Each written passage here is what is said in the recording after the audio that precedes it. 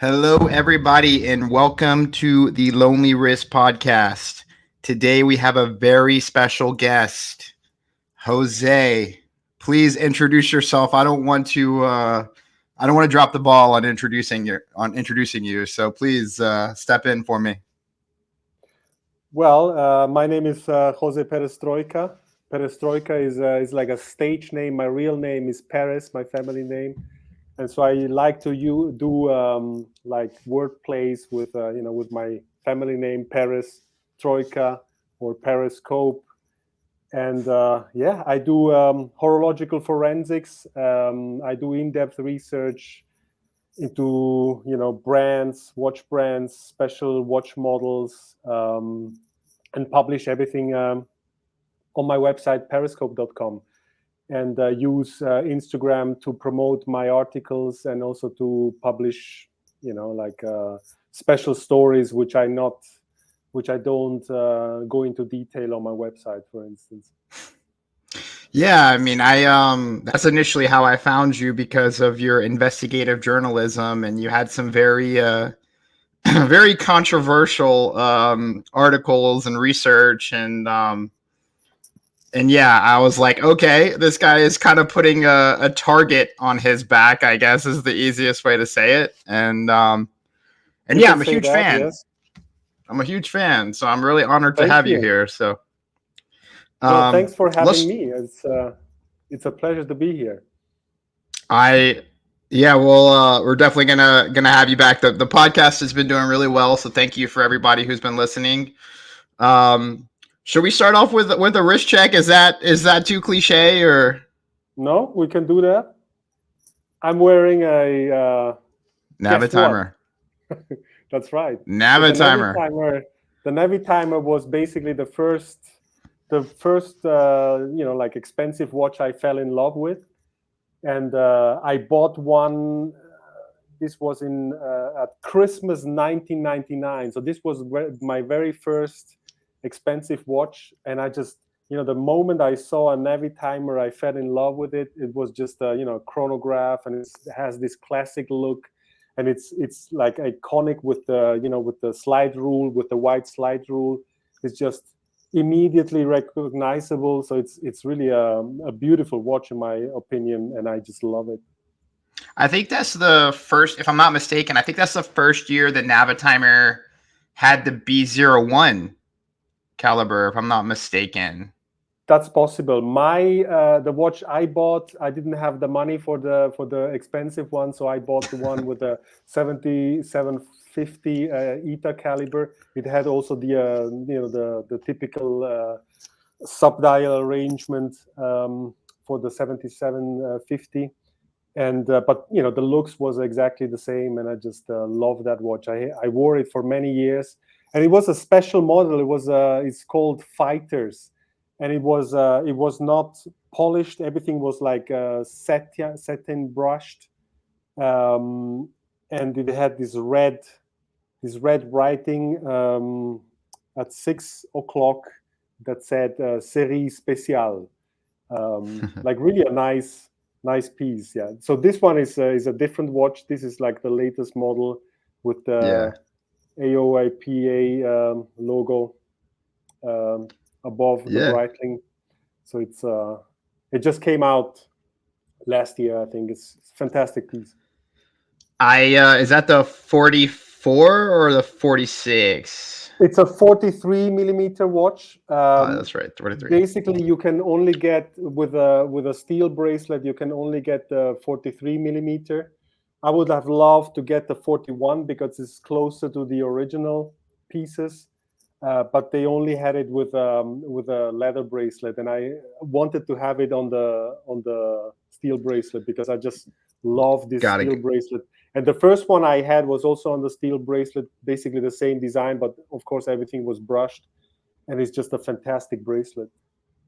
I actually have the Navitimer 1 in a 38 millimeter with the white circular slide ruler, and same bracelet. I absolutely love that. Since we're chronograph colleagues today, so I am wearing the Speedmaster Mark II. All right.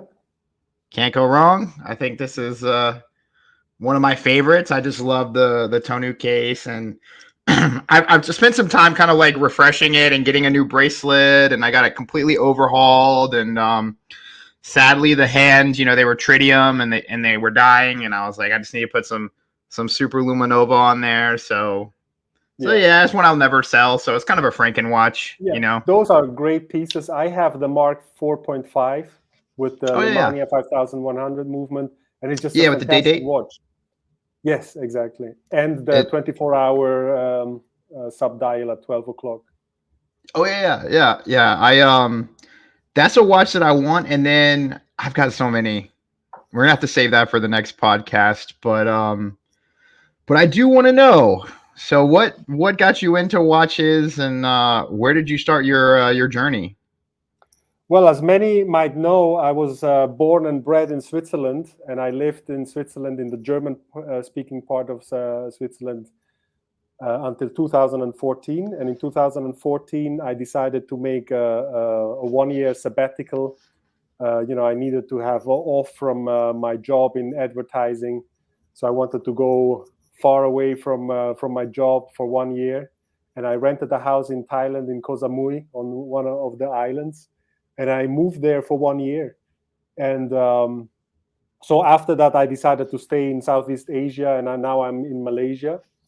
But basically, I decided to semi-retire at the time.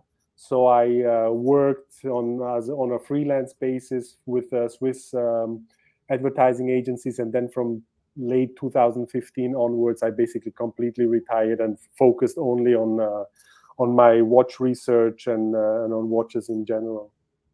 So you have like no formal background in like investigative journalism or anything like that, or even journalism? No, nothing. I studied architecture, and from there, I moved into advertising as an art director, specialized in digital communications.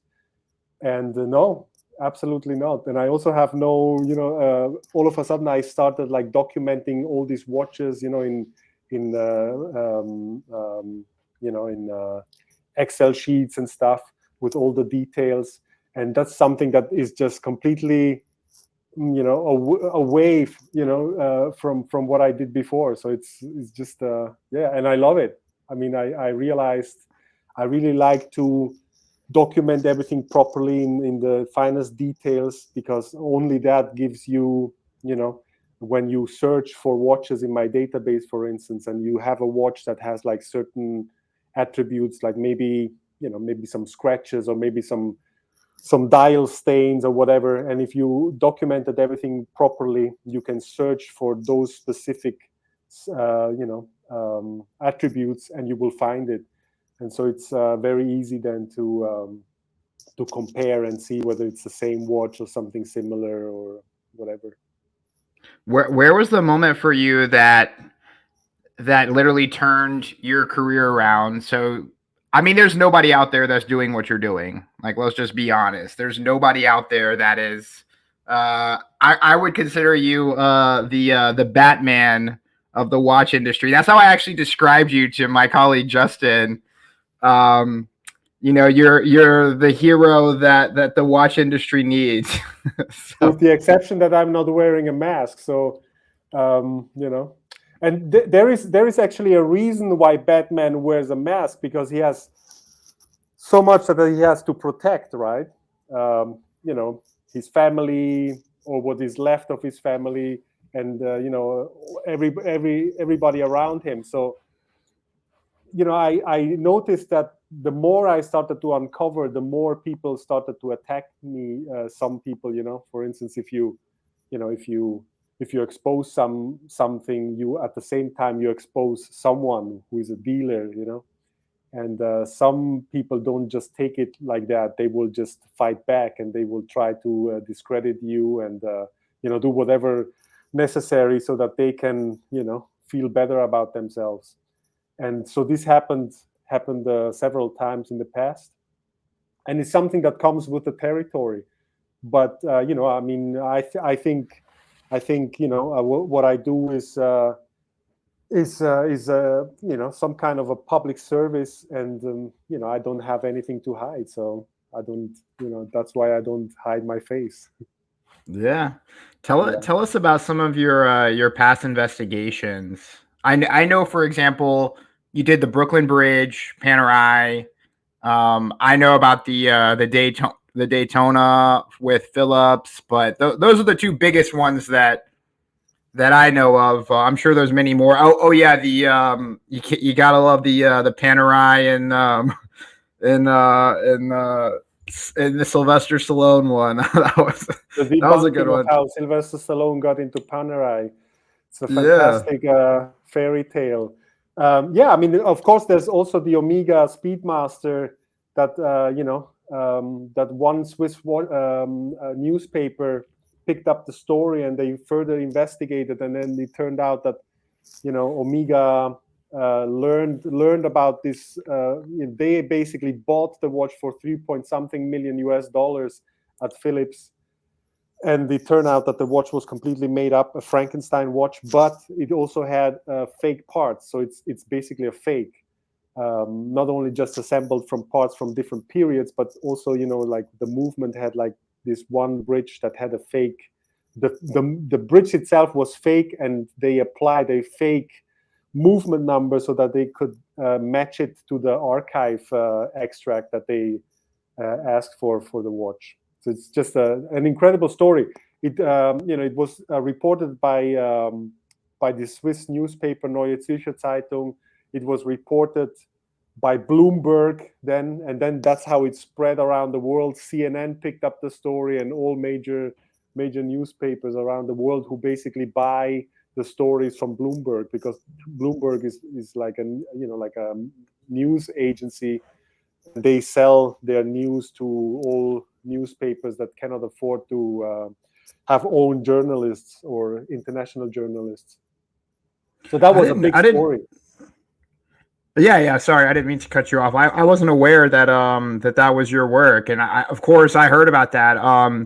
Funny enough, I was working for a dealer, and we had 30 brands, and I'm here in Las Vegas, and some of us, we sold Omega, and everybody was talking about that, like Yeah. everybody.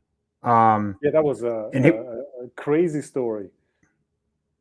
customers were coming in and even telling us about the story, and we're like, yeah, we know somebody at Omega maybe lost their job, or Yeah, so it's for those who don't know what we are talking about, it was an inside job. So basically the museum, according to Omega, the museum's director was involved, plus two other people, and these two other people were, one of them was a vice president, the head of product development and quality control or something.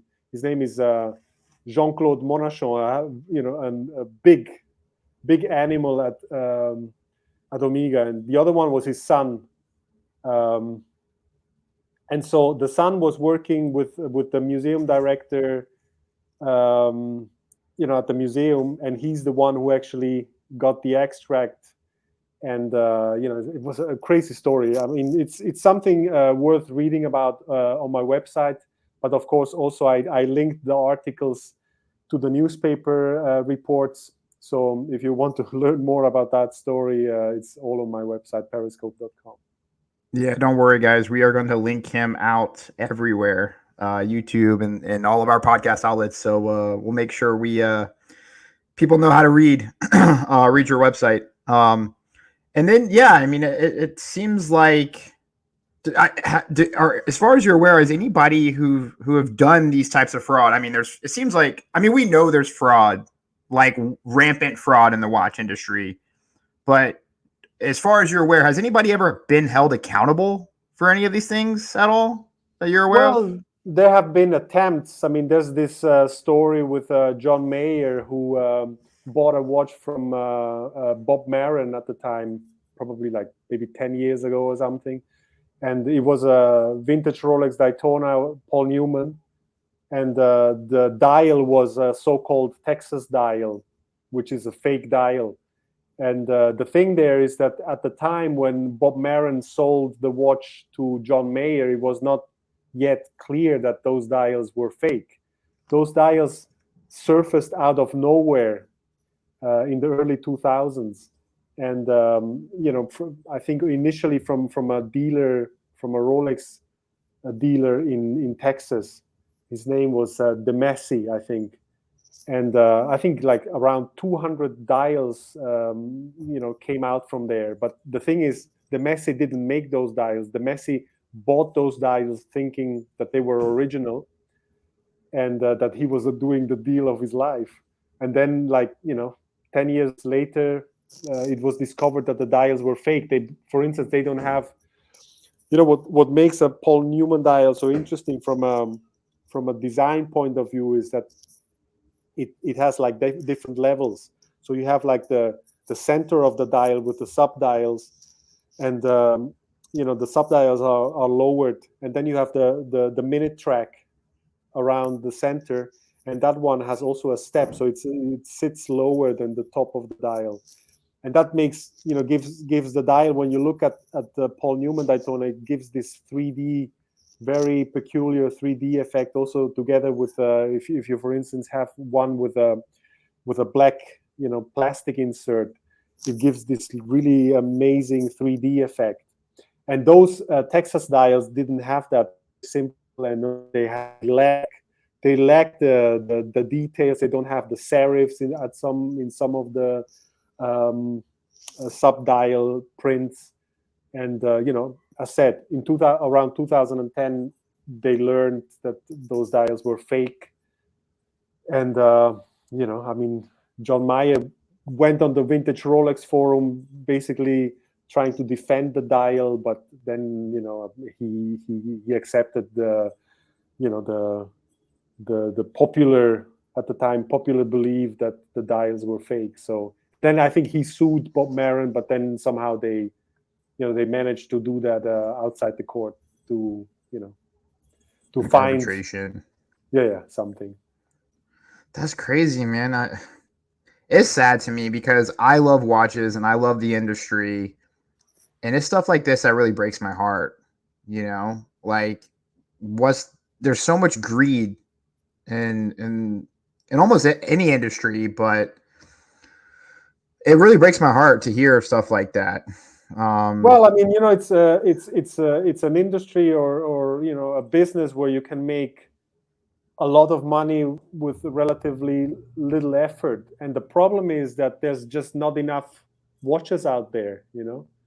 There's, I mean, after the sale of Paul Newman's very own Paul Newman Daytona in 2017 for like 17 point something million US dollars, watches became very popular, and that's the reason why nowadays you cannot get a Rolex watch but by just walking into a shop and acquiring one. You have to go on a waiting list and stuff like that. So and the reason for that is, I believe, because people think that if they have a Rolex watch and they put it in the safe, in 30 years the watches will be worth millions, right? So that's a little bit the high demand. I think that explains why watches have become so popular. And in terms of vintage watches, there's just not enough of these special watches around. So there's a business to be made. So and there's also a lot of criminal energy. So with little effort, you can make a lot of money, and that explains why the world of vintage watches is such a minefield. But I think you can counter it with knowledge. The more you know, the better you can navigate this very murky world. And I think if you have acquired enough knowledge, you almost certainly cannot get ripped off if you know what you're doing.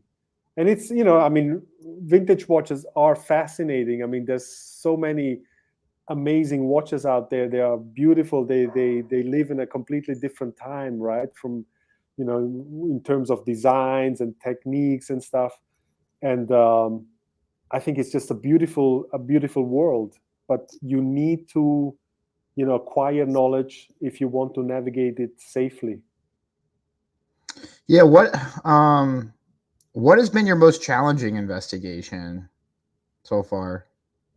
I think the most challenging one was the Cartier trash London offer that Philips last year, I think end of last year. It was challenging because I never really looked into Cartier watches, and it's also like, they are more like dress watches, very small, and it's not the kind of watches I'm really attracted to. I love, tool watches that have like a very particular history of how they came about. For instance, if we talk about the Rolex Submariner or the Rolex Sea Dweller, I mean, especially the Rolex Sea Dweller has an amazing history because it's a watch made for a very specific purpose, and it has this amazing history with the U.S. Navy Sea Lab program, with the underwater habitats and all these different characters like Bob Barth. They were like pioneer divers, and it's just such an amazing history and rich, And Rolex was there at the forefront, trying to conceive these watches that would work in those environments. They were breathing helium to be able to dive deeper and stay longer underwater without having to do all this decompression every day. So they would stay for weeks, like 2-3 weeks in underwater habitats, and do all kinds of works outside, the habitats. And they were breathing helium rich breathing gases to be able to withstand those depths without getting the bands and getting how is it called, the narcosis, the nitrogen narcosis. It's a very technical thing, and it's very interesting. And those watches were specifically made for those environments, because in helium atmosphere, if you stay like 3 weeks at certain depths, the helium will enter the watches, and when you do decompression after 3 weeks, the helium cannot escape the watches fast enough, and it will build up a pressure inside the watch, and then the watch will explode. In most cases, the crystals will pop off. And so they needed to find a way how to get rid of the helium inside the watches without compromising the watch, in its depth rating. So it's a very interesting thing. So that's what I am attracted to, this kind of watches, tool watches that have like a very technical background and an amazing history. Also, the whole vintage Panerai thing that were made by Rolex initially. I mean, they were also built for a special purpose for this, like sneak attacks underwater in murky, dark conditions during the Second World War. It's just a fascinating history. So Cartier for me was challenging because it's not a watch that I would start investigating by myself because I'm interested in the history. But in this case, when I looked at the watch and I started to studying the details, comparing, for me it's also important to always, expand my knowledge.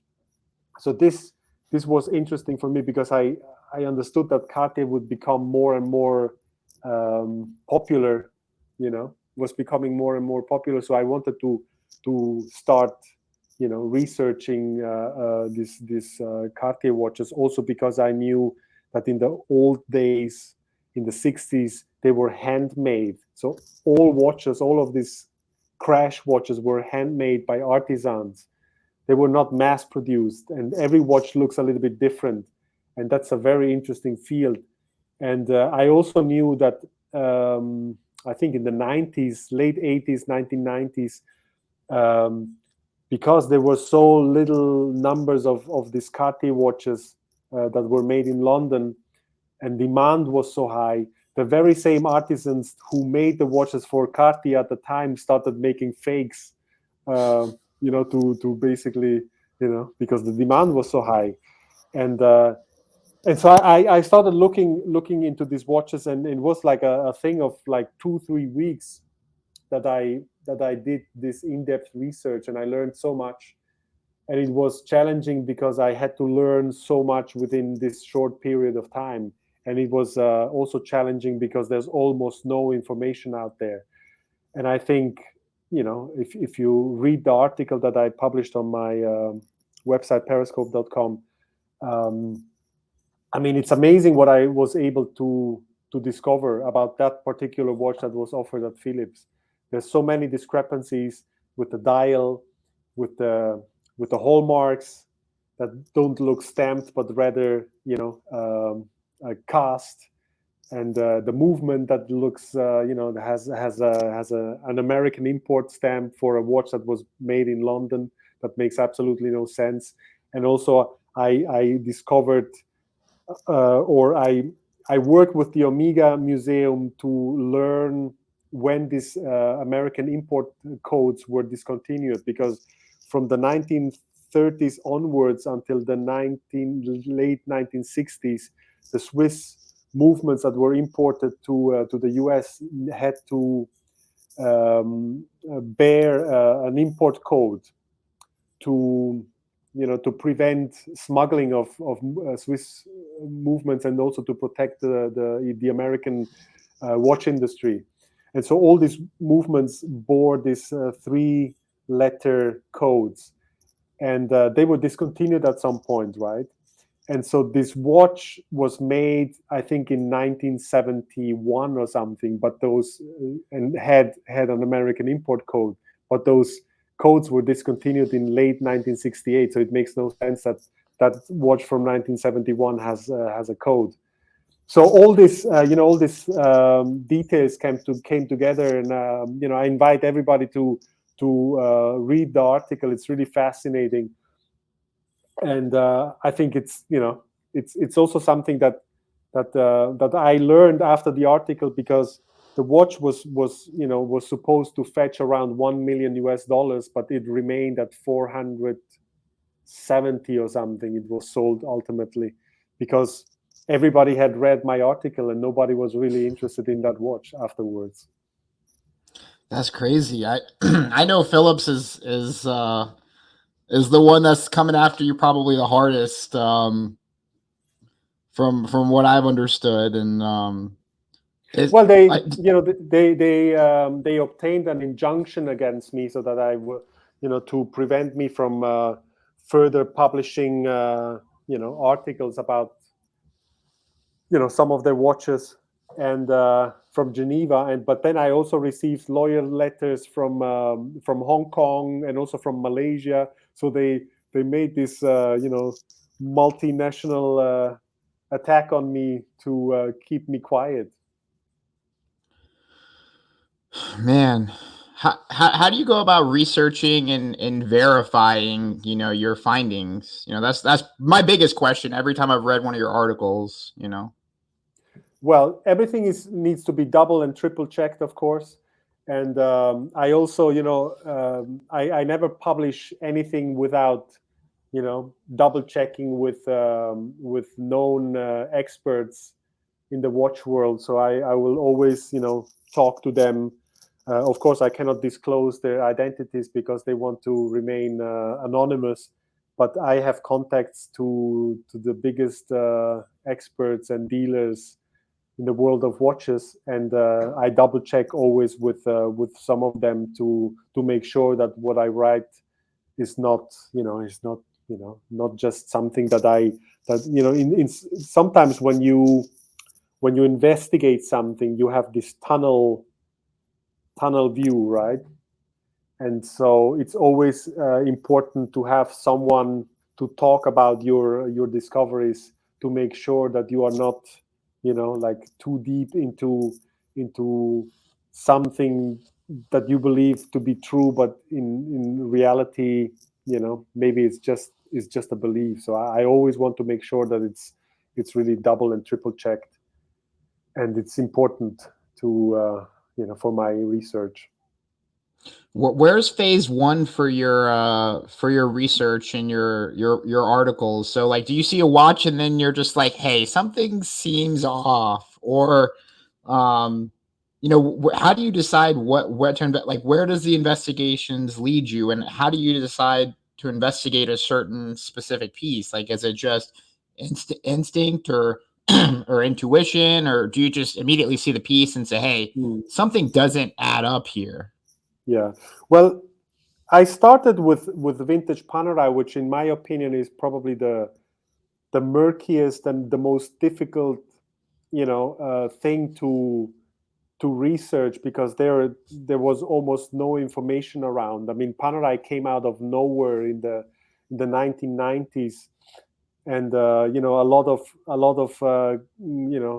shady dealers took advantage of it was basically a fertile ground for all kinds of scams and shenanigans, because there was no information around. So I started with my research with vintage Panerai, and I think that's because it's one of the most difficult things to research and to investigate. I think from there I have this experience of always being suspicious of certain things and certain details, and that's just when I now look at watches after I conducted this really in-depth research into vintage Panerai, but then also into Rolex and stuff. There's just certain things that just call my attention, certain things, certain details that are special or too good to be true, or something that is just suspicious. There's always, when you look at watches, there's always some details that just are just too nice, or something that is just not doesn't fit with the rest of the watch, or something like that. So it's always details. So something that calls your attention, and then you look at it in detail, and then you start looking at the whole thing, and then you find more and more that something is wrong about it. How do you But feel like technology? Sorry, go ahead. it's based on experience. It's just you look at something, and something is just just too good to be true, or something is just doesn't add up. Yeah. How do you feel like technology has changed the luxury watch industry? Well, in terms of production. Yeah, just in terms of, I mean, clearly these companies are exploiting, social media, news outlets, publications, Yeah, to create an artificial demand, right, yeah, for watches, or an artificial hype. So yeah, do you feel like I don't really know how to my thoughts and my words are kind of stumbling around, but it seems like every watch brand is doing some type of shady marketing, artificial demand through social media, creating that scarcity side of the sector, and um, yeah. Well, I mean, the Swiss watch industry always lived from great stories, and in some cases they like to exaggerate. For instance, here in Malaysia, where I live, I had the great opportunity to meet this guy who worked in the Swiss watch industry for many years. He's retired here in Malaysia, and I met him several times, and he tells me always these great stories from the old days. How they how they were dealing at the time with watches, and the stories they were telling, and it's just fascinating. So the Swiss watch industry always lived from these stories, and they like to exaggerate and sometimes make up stories, to sell watches. I mean, that's the ultimate goal. And what better reason to buy a watch than to having like this great story? For instance, a watch that went to the moon, for instance, or a watch that was first on Mount Everest, or a watch that was first at the deepest point in the ocean. I mean, that's just, stories that sell watches, right? And I think, I mean, this still goes on nowadays, and with the internet, social media, and all these new technologies that we have, I think this can be amplified, and a lot of stories are out there that are just pure fiction.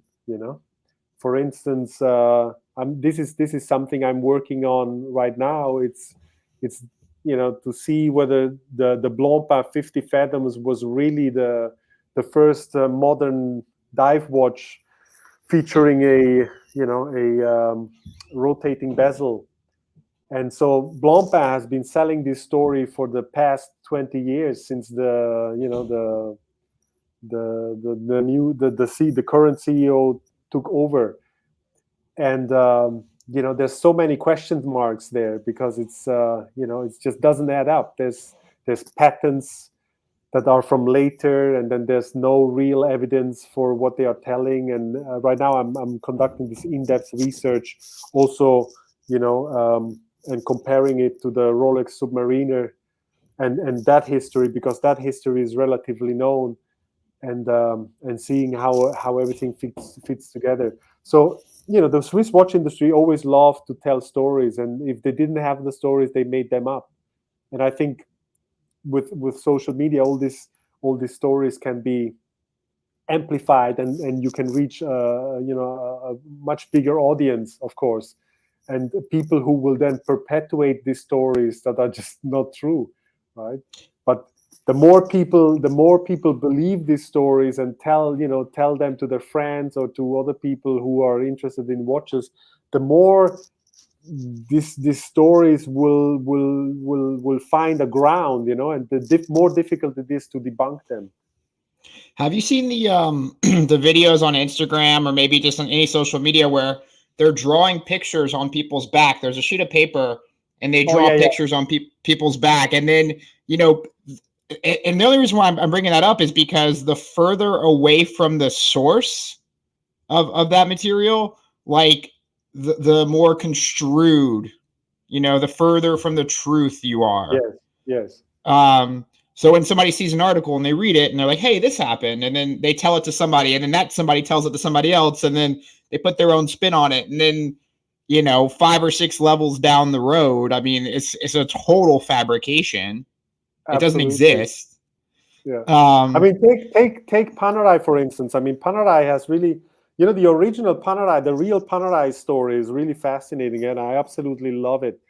But what the modern Panerai brand, the story that they are telling now, they are starting to more and more to accept, some of my findings, and they start to include them in their communication. But let's say 5 years ago, they were still telling these nonsensical stories, and one of them is the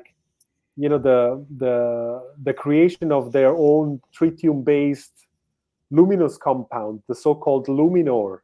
And they were telling the story that they started using Luminor in 1949, and they have this trademark application for the name Luminor that dates to 1949, but that's only like a trademark registration. And they were basically claiming that this is like a patent, but the patent looks completely different, because in a patent you need to explain how exactly this compound is put together, right? You have all these technical details, and you have to explain a lot. So a patent has a lot of text. This is just a trademark registration for a name, so it's just very short, and they were always waving that thing around and saying, look, we introduced a tritium-based compound in 1949, which is a complete bullshit, because tritium is basically a byproduct of thermonuclear weapons, and the US had a big issue, because after the Russians tested their first nuclear device, the Americans were rushing to create thermonuclear weapons, the next step in nuclear weapons, right?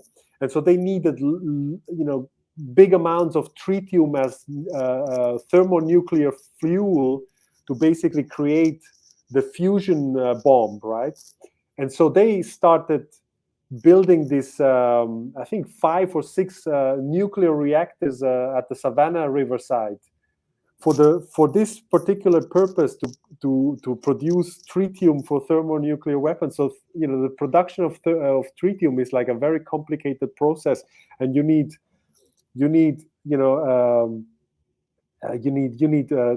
facilities on industrial scale to be able to produce that. And this Panerai was claiming they had tritium in 1949, and Panerai originally was this small precision workshop somewhere in Florence, and so how did they get tritium in 1949? So I started doing this research, and I found out about these nuclear programs and stuff. It's just a fascinating story, right? And so it turns out Luminor was only introduced in the mid 1960s, after the Swiss watch industry introduced tritium. I think that was in 1964. So it was a complete fabrication, right?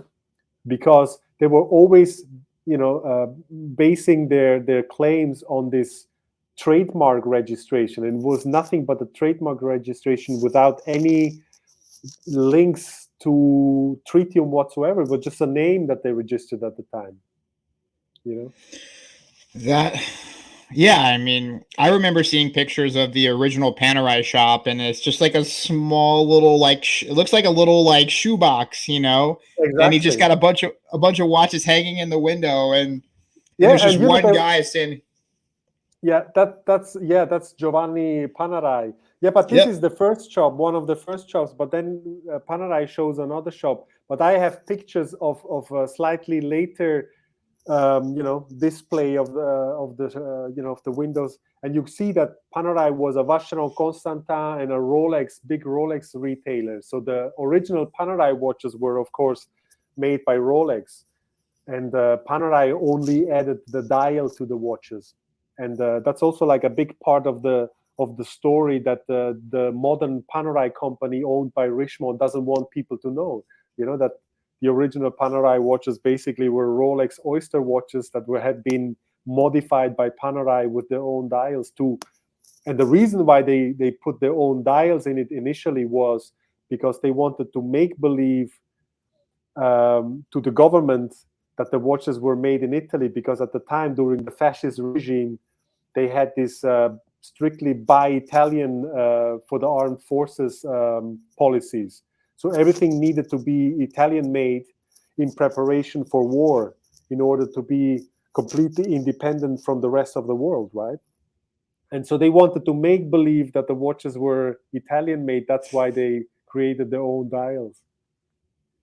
It's funny because when you talk about stuff like that, nothing's changed. Everybody is buying parts from this manufacturer, this supplier, slapping them together and calling them their in-house caliber, their proprietary this, their proprietary steel and compound, super luminova compounds, and yes, nothing's changed. Yeah, of course. I mean, that's how it operated at the beginning, and that's how it operates still. I mean, the only reason why, for instance, Rolex can produce everything by themselves is because they bought all these different companies and integrated them into their own production. And for instance, Panerai, also they have case makers. They have someone who makes the dials within the Richemont, group, of course.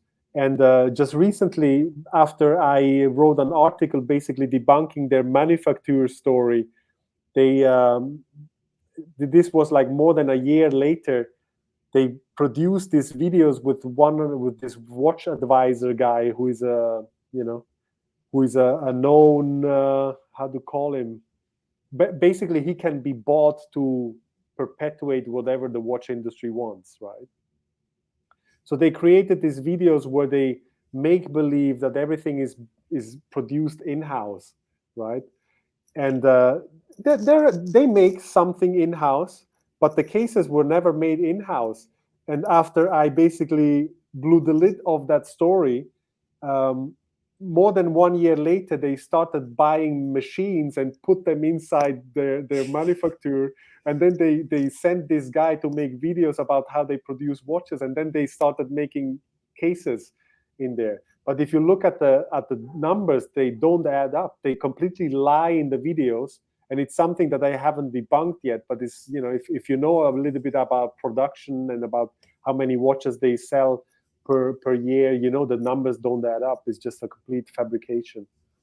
I actually think I saw that video. Like, I remember watching a video, and it was the CEO of Panerai, and they were on the rooftop, Yeah. And of their they tell about all this. There's all these fake stories about are out there. They're basically referring to me. I don't even think that I did know that. I did know that they were like calling you out like publicly. I don't remember if they referenced you directly, but I remember watching those videos in length and thinking, holy shit, that's Jose, like that they're talking about. Yeah, I mean, very, very defensive, right? I mean, there was no need to refer to all these, things that I uncovered. I mean, like saying, this is not true. But then at the end, if you go through the whole video with logic, I mean, they don't show where the dials are made. Why are they not showing where the dials are made? Because of course the dials are made somewhere else. The hands are made somewhere else.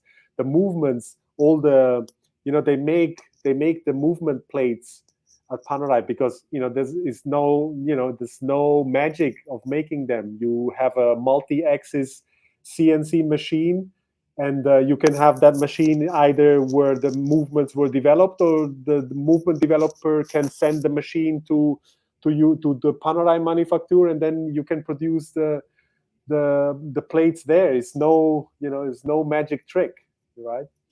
So I actually think they called you out, if I'm not mistaken, in that video, like directly. I heard, and I don't know how true this is, just through the internet, that that Panerai was trying to get in contact with you and trying to validate or to I don't know. You know how the internet is, and I heard that Panerai was trying to poach you to walk back your investigation or to address your claims. No, and they said repeatedly.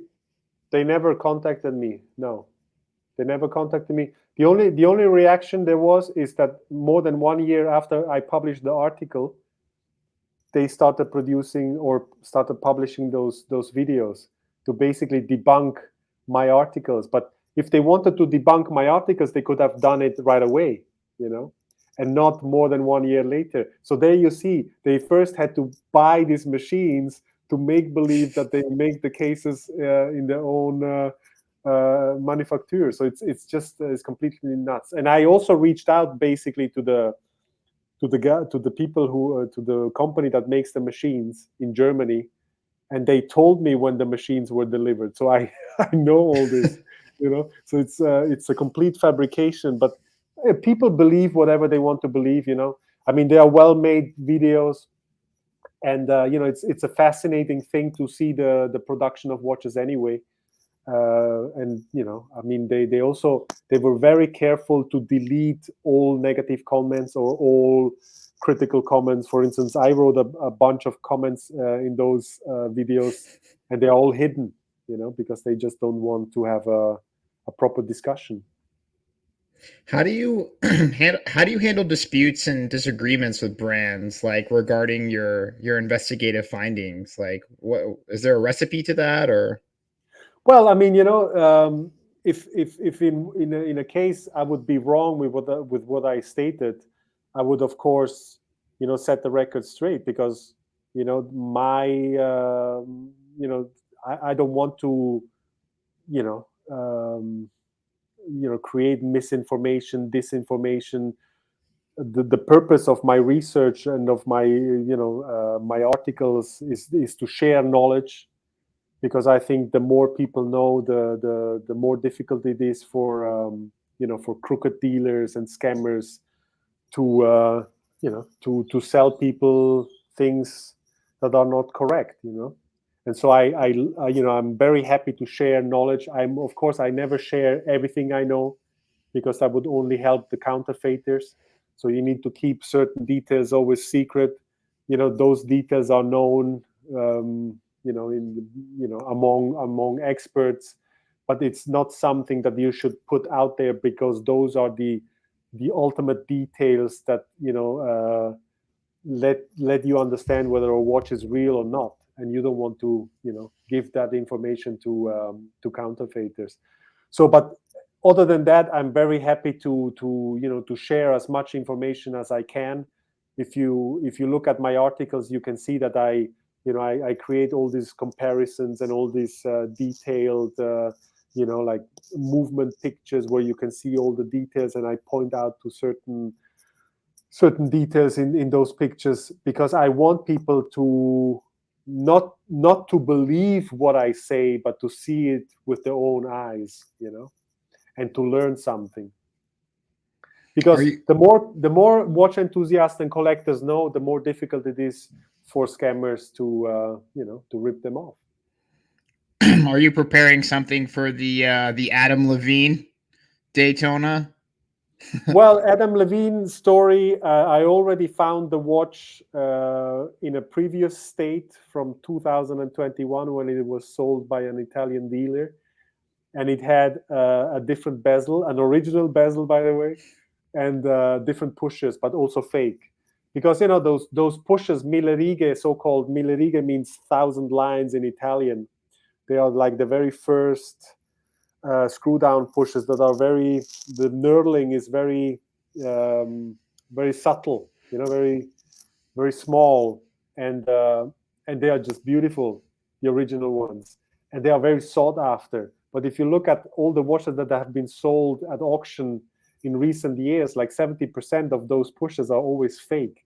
They are produced in Italy on demand. They are also very expensive to buy. If you want to buy those fake pushes, they are very expensive. And those fake pushes are, by the way, also on the so-called unicorn, on the white gold Daytona, Goldberger's white gold Daytona. I found that. Now I'm further investigating. I'm trying to get in touch with the dealer, trying to see whether he can send me detailed pictures of the watch he sold, and also to understand to whom he sold. So far, I understand that it was sold to an American dealer, and that American dealer sold it to Adam Levine. But what happened, who replaced the bezel and the pushes, is still an open investigation. How do you see the future of watch journalism evolving? And something I think about is there's nobody really like you. There's nobody doing what you're doing. So how in the future are you going to preserve this duty? Have you ever thought about anything like that? Well, I was thinking about, the idea is to create like it sounds maybe like a little bit big now, but like some kind of like a overriding institution, like for instance, in the international, like the how do you call it, the UNO, the UNO. Where you have like someone who is supervising the whole thing, and who also gives like like a certain set of rules of what is allowed to do. For instance, is it allowed to replace a dial in a watch without disclosing it? For instance, if it is the very same dial, but you replace it because the old dial was in a bad condition, damaged or whatever, is it necessary to tell the buyer that the dial was replaced? I think in that case, because it doesn't change the nature of the watch, it is not necessary. It would be nice if the dealer would disclose it, but in my opinion, it is not, necessary to say it, because it didn't change the nature of the watch.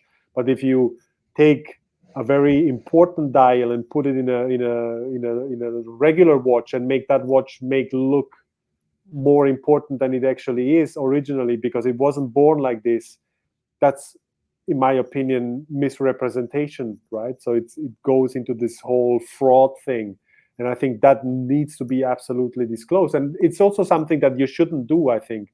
So I think there should be like some institution that brings out a certain set of rules, everybody can agree to. And I think that's something that is lacking in the world of watches. It's just a wild, wild west. Everybody's doing whatever they want. And I think there needs to be a certain set of rules, and I think that would make everything much easier, and also would help watches become more valuable, because I think all these shenanigans have led to watches basically, like the increase in value stagnates somewhere. If you look at cars, if you look at art, everything is going up like crazy. And I think watches could be up there with art and cars, but because of all these shenanigans, and also because of all this, this about restoration. I mean, restoration is like something everybody's like, restoration is not a problem. But when you disclose that a watch has been restored, nobody wants to buy it, because people don't understand the value in a well done restoration.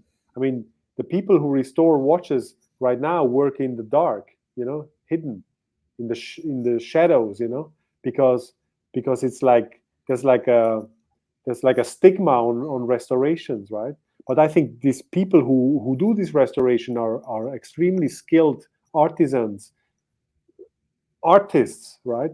And I think these people should be interviewed, and they should be known, because if I want to buy a watch that has been restored, I want to have it restored by the very best, right? And right now, I don't know who is the very best, because these people are all working in the shadows, So I think there needs to be a tendency to more openness, and I think that would help the market to basically gain momentum, more momentum. Me and my friends were joking at the dealer. Like there's something. I mean, it kind of goes and elaborates on what you had already just mentioned, but essentially, are you familiar with Carfax? Like, are you familiar with what a Carfax report is? No. Okay, so anytime you go to a car dealership and you buy a car, essentially it's like a bill of health. Okay. It says at this mileage, the oil was changed. At this mileage, there was a small incident.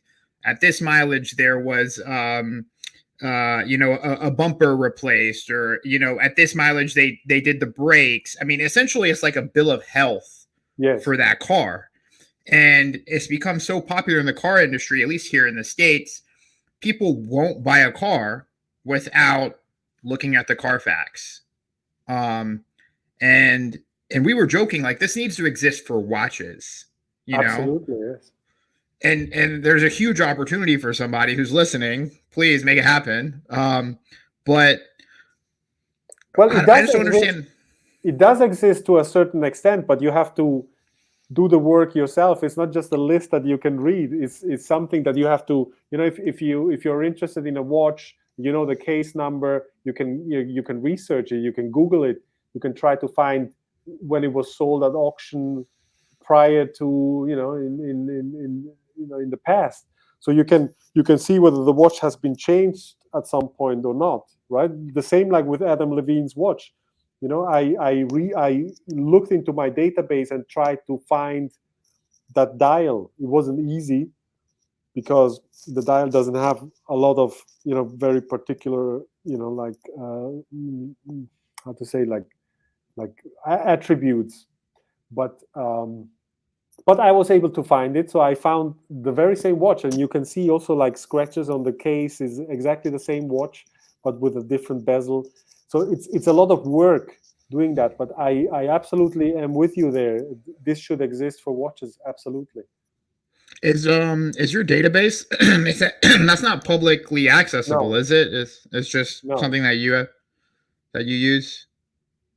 It's something that I invest a lot of because it's a priceless thing. I mean, it must be worth millions if if anybody would want to buy it. I mean, right now I have more than 100,000 well documented watches in there, of different models and also different brands. But it's one large database, and it's just amazing. Always when I open it and I look at it and I search for watches, I always, love the power that it has, because it's just so all the time that I invested in it pays off now. Because if you look for particular details, you can find it right away, or you can find similar watches, and then you can say, okay, it's not the same watch, so you can exclude that. So it's really it's a very powerful tool. And I don't know what to do with it in the future. I think in the future it would be good to have it, somehow, to make it public. But it's also like, there's so much information in there that is also given to me in confidence by collectors who don't want to have that information out there. So it's a little bit it's difficult to see where this is going. I don't know yet what to make with it. But for now it will stay private, because there's just too much information in there that is not meant for the public. That's insane. Migrating a little bit, what do you think are the biggest misconceptions that people have about the industry? I mean, we've touched a little briefly about it, but a lot of our listeners are new collectors. They're just getting into the hobby, and we have some seasoned collectors. We don't have really a middle ground of collectors, like people that are transitioning. But we do have a lot of new listeners, and if you could give them, a piece of advice, about how to get going, and some of the misconceptions, and even considering things to consider when buying a watch. Yeah. I think one of the biggest misconceptions is that, when we talk about luxury goods, or luxury watches in particular, I mean, a lot of people think they are still like handmade or whatever. But the most popular brands, I mean, to a certain extent, there are some that are still handmade, but they are like, very very small brands that are very expensive. But the most popular brands, they're all made by machines, with multi-axis CNC machines. It's industrial production. There's even the finishing is made by machines. So I think a common misconception is that these watches are still handmade, which they are not in most cases. They're just industrial products. And I mean, they are like, in average, watches have a production cost of 300 to 500 Swiss francs. Then there are like, some better brands that produce more expensive, for instance, Rolex or Patek Philippe. But in average, you have like this price point of 300 to 500 Swiss francs. Of course, you need to consider that they had to buy the machines, they had to set up all the whole thing. That's not cheap. But the pure production cost of those watches is very cheap, and they sell it for crazy amounts of money. And the reason why they can sell it for crazy amount of money is because this perception of it being a luxury product, right? Which, if you look at it in detail, it is actually not. It is exactly the opposite from luxury, because luxury is abundance. Luxury is like, it's like finishing a movement to the last detail, till there cannot be there's no space left to apply any finishing. That's what I see as luxury. when you look at Panerai watches, for instance, where they stopped at some point, applying any finishing to the movement bridges. I mean, everything they did is just sandblasting the bridges, and that was it, right? I mean, I don't see how that can be a luxury product, and yet they sell it for thousands of US dollars and always talk about it being a luxury product. But in my opinion, it is just an industrially produced, mass-produced, item. And if you look at watches, it's also funny because it's an anachronistic product. It's basically something that is just, nobody needs a mechanical watch anymore, because we have phones, we have computers, the time is in the car, everywhere we have the time. So this has become more like it's a nice object to have, but it's not absolutely necessary to tell the time. And what is ironic is that these really old school technical objects are produced by absolutely high-tech multi-axis CNC machines nowadays, like completely without the help of any human. It's just crazy if you think about it. I remember in some of the training, and I'm not gonna say, but I sold Blancpain, I sold Breguet, I sold GP, I sold Jewin, I sold Panerai, Vacheron, Longa, Cartier, Debussy, JLC, Omega Tudor, Tag, Breitling. I mean, we sold everything. And in one of the watch trainings, and I don't know anything at all about manufacturing or any of these processes, but I remember very explicitly thinking, so the Côte de Genève, the Geneva striping, and the perlage, they were like, these are the two finishings that cannot be done by machines. They have to be applied by hand. And I was thinking in my mind, I was like, every single watch has usually, the Côte de Genève is probably the most common and popular finishing technique, Yeah. It just doesn't make any sense to me, Yeah. Well, they are applied by machines, but the perlage, for instance, is like applied. You need to you need every stamp it. You need to stamp it exactly, and the Côte de Genève is also like a machine where you have to pass it through to apply that finishing. But but there's still some handmade, if you do it by hand, there's still some handmade involved, right? But in most, just to give you an example, since we are talking about perlage, there's Panerai movements when they still applied some kind of finishing to it. If you take the movement apart, you have the base plate, and then you see that the perlage is only applied in areas in that one section where you basically can see it. So when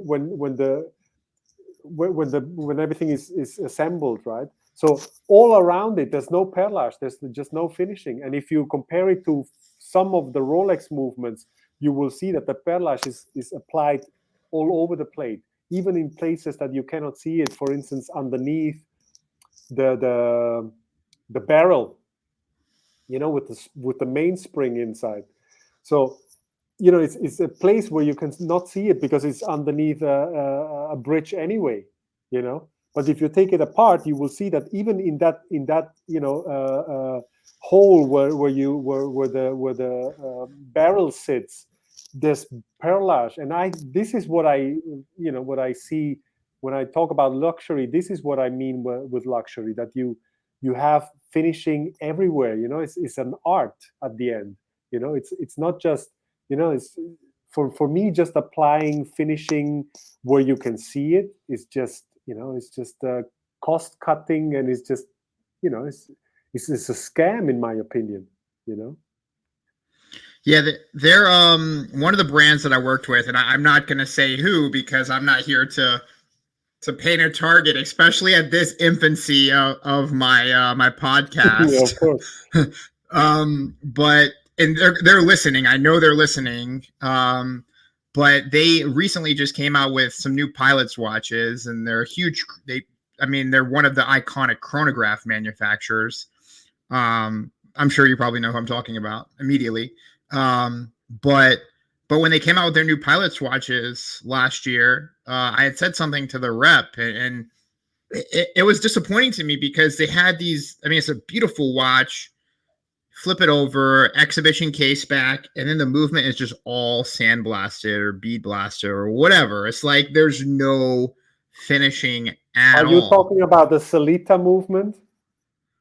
No, I'm not. I'm talking about some watch manufacturer that is known for their iconic chronographs. That is the original pilot watch manufacturer. Okay. Should I just say it? It's a brand from the Richemont group, right? No, they're from LVMH. Okay. Oh, I mean, I pretty much already put it. I'm talking about Zenith. I'm talking about Zenith. Yeah, of course. And I said something to the rep, and I was like, why did you just blast this with sand? And like what's the point in having exhibition case back here if it's just nothing, you know? Yeah. And even some of the Panerai movements, like I think my Radomir has a P5000, like the 8-day manual winding, and it's not, there's nothing to look at, you know? Like what's the point in having exhibition big plate, right? Yeah, it's just one big plate, and then you see the balance wheel at the bottom. Yeah. And then, of course, you've got all their little branding and all. It's like they're using it more for like real estate and branding than they are for anything else. How old is that watch? 2018. Okay, because now they came out with a new version of the P5000. They still call it P5000, but it's actually a P6000 with a second barrel. And if you look, the P6000 is basically the base movement for Panerai, like with 3 days power reserve. And then the P5000 is the 8 days power reserve movement. But it's basically the same movements. They just added a second barrel to it. And for that second barrel, they charge, I think, more than $1,000. It is the extra cost for a watch, you know?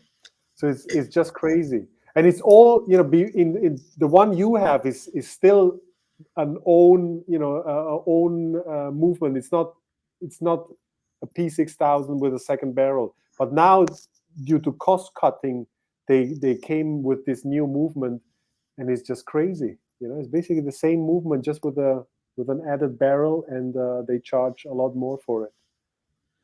Yeah, because I have I have in my Luminor, I think I have the P3000, the manual winding 3-day, and then I think it's the P5000 in my Radomir, which is, I mean, it's the Radomir without the running seconds, and it's just an 8-day. Yeah. From 28, I think it's from 2018. Yeah, it should be the old version. I guess send you some pictures, but I don't think it has a double balance or double barrel. I really don't. I mean, it could be because it's an 8-day, but I mean, I'm not sure. Yeah, I'll send you pictures. I don't know how it is exactly. You know, the technical features of that movement. But I think, given the plate, the large plate, I think there are 2 barrels even in that movement. There could be. But it was it was an own creation, you know, at the time. So every movement was basically an own creation, and now they start basically using the same movement, but with some extra stuff, you know, added to it to make it more to give it more power reserve. I think behind the balance wheel there's that little perlage. so behind the balance wheel there's a battery. I think once now that you bring this to my attention, when I send it off to get serviced, I think I'm gonna have my watchmaker show me the back of the base plate so I can see that little corner of the perlage. Yeah, it's fascinating. You can go to my Pam of Worms article, and which one? Also the revisiting the Pam of Worms, And then there's this other one with the perpetual downgrading, the P9010, where they remove the hacking, Yeah. and also like all of the finishing all of a sudden without communicating it to anyone. They just did it, and then all of a sudden people started noticing that the watch didn't have the hacking seconds anymore, and they didn't tell anyone. They just did it, I mean, that's just also like very strange behavior from a brand. I mean, you should be extremely open. I mean, when you sell luxury products, you want to have like this luxury product, you want to be perceived as someone who explains everything in details, and you gives people a reason why to buy those products, right? But Panerai is just like really sneaky in that regard. They just remove features and don't tell anyone. So people started noticing it by themselves, and then they started calling them, and it was a huge thing. Panerai is actually one of my favorite watch brands. And on the podcast art, that picture, I don't know if you saw the podcast art, but it's like a Panerai with just the loom glowing, and then we've got our logo there. Yes. My buddy Justin, the one that he's actually ironically, we talked a little bit about nuclear fusion and tritium, but he's actually at Oppenheimer right now. So that means I'm gonna talk to him in like 3 months from now, whenever he gets out of the movie. But Panerai is one of my favorite brands. And when I did this in-depth research into tritium, into the tritium development for watches, I learned about all these characters, like Oppenheimer and all the rest. And of course, when the movie came out, I had to see it because it was just it was a fascinating story behind it. It's a great movie. What are your thoughts? And this is kind of more newsjacking, but I'm sure if I don't ask you this question, people are going to write me in my DMs and just destroy me. What do you think about Rolex buying Bucherer? Well, it's I think it's a logical step, because Bucherer is like a high-end retailer, right? And they are everywhere in the world. I mean, I know it especially from Zurich. I mean, going into Bucherer was an experience, because you have like luxury on so many different levels, and every brand has its own like little niche in there, and it's just fascinating.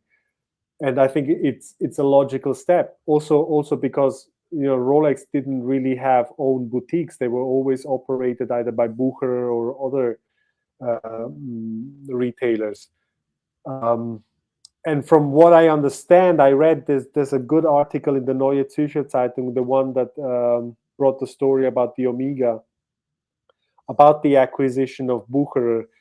And the journalist who wrote that story told me that she interviewed Bucherer 5 years ago, and already then he already hinted at basically something like this. So I think insiders knew more or less that this step would come sooner or later. But yeah, I mean, I think it's the thing with retailers is, if as a watchmaker you basically sell your watches for 50% of the price, because if you are a retailer, you have special conditions if you want to buy watches, so you get watches very cheap, right?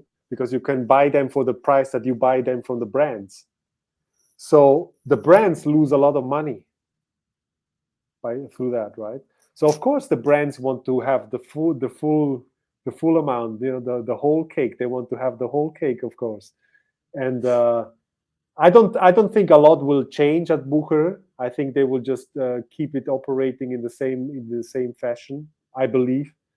But of course they will own it, and will make a lot more money than they make now already. I mean, Rolex, for instance, they sell the most watches per year, and they make crazy amounts of money every year, and now they will make even more. I'm scared for the mom and pop Rolex dealers. Once Rolex sees that they can they can cut the middleman out because now they have their own distribution, you know, their own retail front, without having partners. You know, maybe Bucherer will expand into more markets, and then what they'll do is they'll just take all of the mom and pops, you know, and just have a Bucherer shop in every, you know, Rolex market, you know, and I'm scared. I mean, that's of course the danger. I think it all depends on how, you know, the economic situation develops over the next years. But I think you know, Rolex could, you know, be a very fair player and keep in certain places where there's no Bucherer, still keep the original retailers, you know, that they worked with for so many years. You know, I think you know, Rolex could be a fair player, but it all depends on the economic situation, of course. If you know, if there's something bad happening and they need to, you know, there's a recession or something and they need to cut down, I think that's what is going to happen, because it's all about survival, right? But I think, you know, being, you know, like Rolex is also like, it's not you know, like a shareholder company. It's basically how do you call it in English? Nonprofit, a foundation, like a It's a non-for-profit. foundation, exactly. So they do a lot of good things, and I don't think they will you know, they will cut down on many dealers. Or I We were hope not. talking in some other YouTube channels. Not only that, but they're going to gain access to, imagine this happening a year ago, because Rolex is working on their new manufacturing facility. Imagine buying Bucherer and then taking over their shop and their watchmakers, and using that to expand their production, right? But You mean who knows? the Bucherer brand, the watch brand? Yeah. Or? Yeah. I mean, now Rolex has, you know, access to high horology, you know, I don't know if it's technically high horology, but you know, artisanal watchmakers, you know, now they're in their pockets. And is that so? I haven't really looked into detail, but is the Bucherer watch brand belongs to the Bucherer retailer group? Yep. Okay. Yep. They have this fascinating automatic movement with basically a rotor that goes around the movement. Is not, you know, like in the center. Bucherer is huge in jewelry. Like, they have a lot of jewelry as well. Yeah. So now Rolex is getting into the jewelry market, you know, like, obviously in Vegas, the one of the Bucherer flagship locations is here in Vegas. And it's a massive store in Caesar's Palace. And there they have every brand. You know, whenever they were renovating it, they closed down, they opened up in a smaller location, and then they renovated their big location and brought all the brands back. And Richemont totally pulled out of Bucherer. And across there's so much watch traffic there. IWC is opening a location right next door, like you can see it. And then there's an independent Hublot boutique. There's an independent Tag boutique, JLC, and Breitling. And then on the other side, there's Panerai and Blancpain. And all of those independent stores are there because of the traffic that Bucherer, in my opinion, I could be wrong, but because of Bucherer brings to that specific shopping destination, Caesar's Palace in Las Vegas. Yeah. But the new store is insane.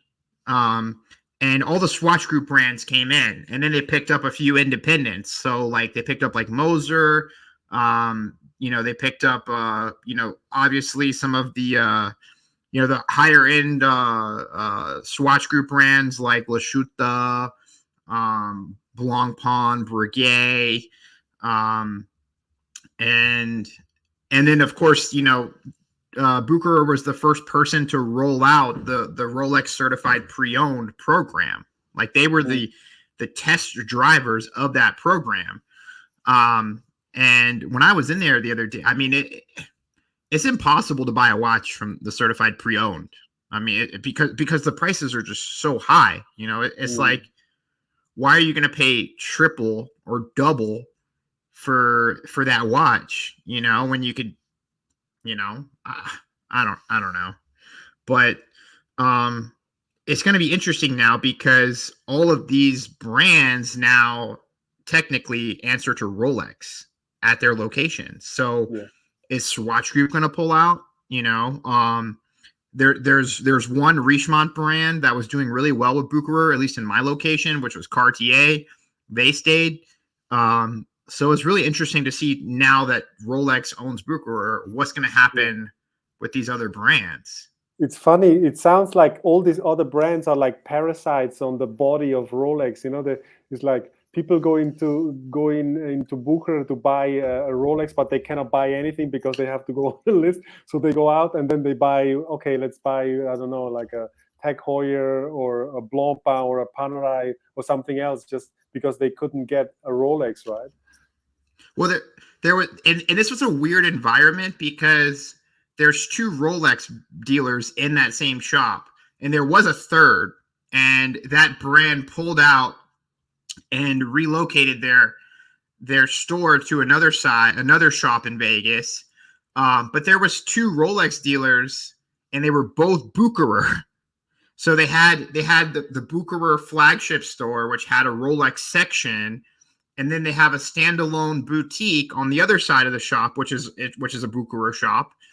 And it's just interesting. It's really interesting to see how things are kind of changing up now in that space, especially. I was really surprised because I buy my Rolexes from Bucherer. Like I have gotten every single Rolex that I own from Bucherer. And a lot of my friends aren't, they're like, oh my God, you're so lucky. Like we've been building relationships with other dealers. And I'm like, that's the only place you can really get them in Vegas, because all the other Rolex dealers, they play games, they're not, it was Torno, and then I rode that relationship up to Bucherer and now Rolex, so Torno at the time was the only one that wasn't really playing games. They would give you the watches. I've gotten 2 watches from them in about 8 months. I got an Oyster Perpetual. Yeah. And then that was before the price increase. And then in April I got a Wimbledon with the Jubilee bracelet and the fluted bezel. And I waited about maybe like 3 months, for that piece. So they're really the only dealer in my opinion that's not messing around with people, and they're very serious. And so I see here we're coming up on 1 hour and 30 minutes. I don't want to take up too much of your time, but what's next for you? What's next for Perezcope? Are there any upcoming investigations that you want to give us a lowdown on, or any particular projects that you're excited for? I'm working on a new article about a Rolex single red sea dweller from early 1967 that surfaced a few years ago, but only now, it's possible to properly document it and to put it out there and present it to the public. So that's going to be one story. And the other thing is the one that I already mentioned. I'm looking into this whole Blancpain 50 Fathoms fairy tale to see whether it holds any water. And I think it doesn't. So I already published some stuff on my Instagram about that, like things that just don't add up, stories that are being told on YouTube and things by scholars who are actually, working for Blancpain. paid by Blancpain to perpetuate these stories. So yeah, that's gonna be. I think that's gonna be a major thing. And other than that, it's just a lot of discoveries is just as they come. When auction houses present their catalogs, and then I look through it and I see something questionable, I will certainly address it. My friend, I told him that you were coming on the podcast, and he explicitly told me to ask you about the watch that Tenzing Norgay was wearing, and that everybody's waiting for you to announce. Yeah, so I found out what it is, or I was told what it is, and it could be that it's that watch. The thing is, it's not confirmed, because what I wanted to do is I wanted to reach out to Tenzing's son and have it confirmed, because the watch, I was told, belongs to him. It was handed down to him when his father died. And so the thing is, they have such a close relationship with Rolex, and they have been telling this story. If you look in detail, Rolex never really explicitly said that they reached the top in 1953. They always imply it with pictures, but they always talk about the team was equipped with Rolex watches, which is true. But they were also equipped with a British brand named Smiths, right? And so it's just difficult. I don't think. I think that's a dead end. I don't think the son will ever confirm that his father wore anything but a Rolex watch on his wrist. But anyway, I mean, I have the picture, and apparently it's that watch that he wore, and it's. Surprise, surprise. What brand is it? Rolex. No. Is it the Smiths? No. It's a field watch, I'm assuming, right? It's a completely obscure Swiss brand, a retailer brand. It's a Swiss retailer brand, because this retailer didn't make the watches themselves, of course. They probably produced them, had them made by some Swiss watch manufacturer for them, but it's basically an Gubelin watch. You know the brand? Some say Gubelin. In German it's Gubelin. So it's basically the logo on the dial is Gubelin, so E. Gubelin, and it's just a totally obscure watch. It has a white dial. The case looks like the watch that Tenzing is wearing on the pictures. So it's possible that it's that watch, but it's just not confirmed. Yeah. So if it's never confirmed, you're never gonna post it, I'm assuming. You have a pretty I know you have a pretty high bar for ethics. So if it's never confirmed, then it's just gonna be one of those investigations that never really surfaces. Well, the problem is that it could create more confusion than anything else, because people will start trying to compare it and then see something is not.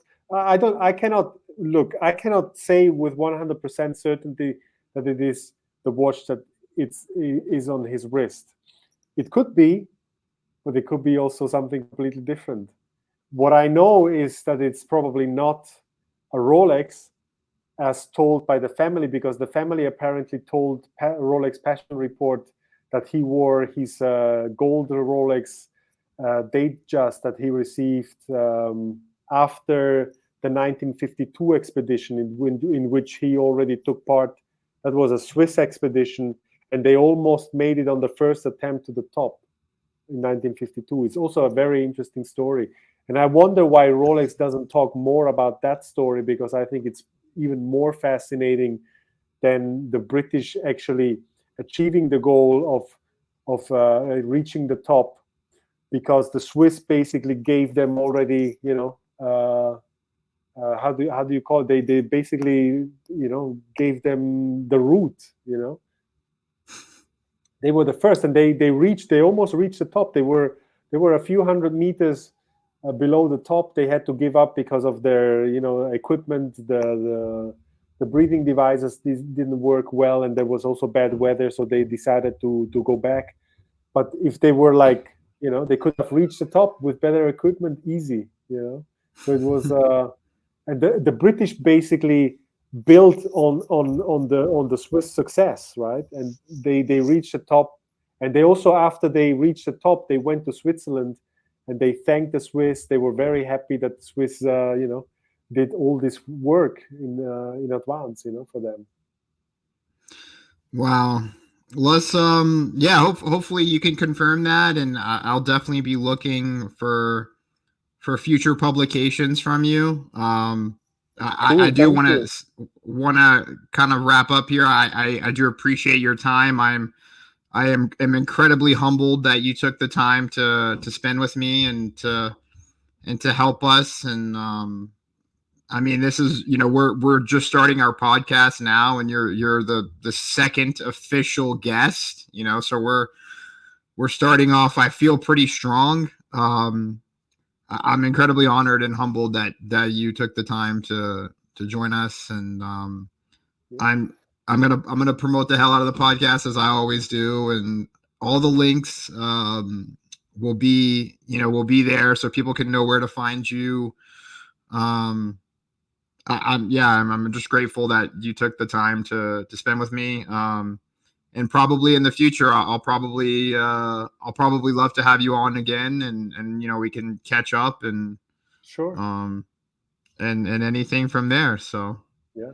Well, I wish you big success with your podcast. I hope everything works out well, and it was a pleasure for me. Happy to help if I can. I think it's great, for people to be interested in these topics that have some kind of negative connotation to it. But I think it's something that people who are enthusiastic about watches need to know. They need to be aware of all this. And as I said earlier, the more knowledge is out there, the more safe is the market. And I'm happy to help. And thank you very much for having me. Thank you so much, Jose. We're going to wrap this up, and until next time, we'll see you on the next one. All right. Thank you, Jose. Bye-bye. See you. Bye.